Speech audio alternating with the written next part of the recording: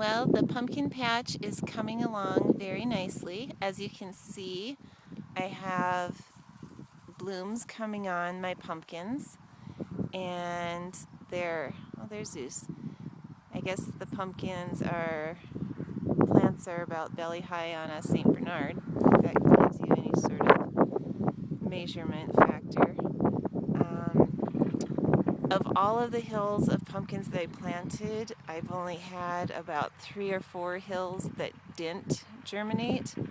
So that's, I think, pretty successful for the first year and having absolutely no idea what I'm doing with growing pumpkins.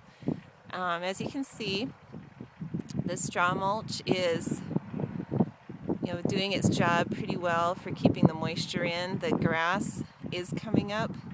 Actually, I think what's coming up through the straw mulch is basically the seed that was in the straw mulch, which was oats. So we have a little crop of oats coming up here and there. It's easy to pull out because it's just barely embedded into the mulch itself, not into the ground at all. But I figure that the leaves on the pumpkin plants, as the vines spread now, will choke out the grass more and more, because already right underneath the pumpkin plants there isn't really any grass. It's just out in the open area, so I don't worry too much about it. I just pull out the weeds that come up that are kind of obnoxious. And so I did take advantage yesterday of putting the couple places where there is a drip plug that I had placed where no pumpkin seeds germinated. I went ahead and put in a couple little various squash plants that I had that were still sitting in their little peat pods being abandoned because I didn't want to put them in my big garden. So I figured this was a good spot to put them because there's already water there and so might as well be watering something. So for instance, actually this might be muskmelon here. This is the drip irrigation tubing right here. And it's, I think this is a 3/4 inch tubing. And then every so many feet I have one of these little drip plugs. And it varies in this patch. My goal was to be somewhere between 4 and 6 feet apart between the pumpkin plants.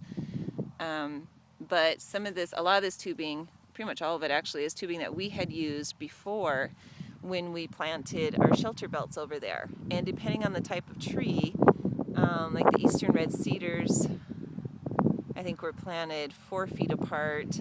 The Russian olives were probably 6 feet or something like that. And then the bigger trees, the elms and the ash, were like 10 feet apart or something like that. So depending on which row of trees the tubing came from, that's how far the plugs already were.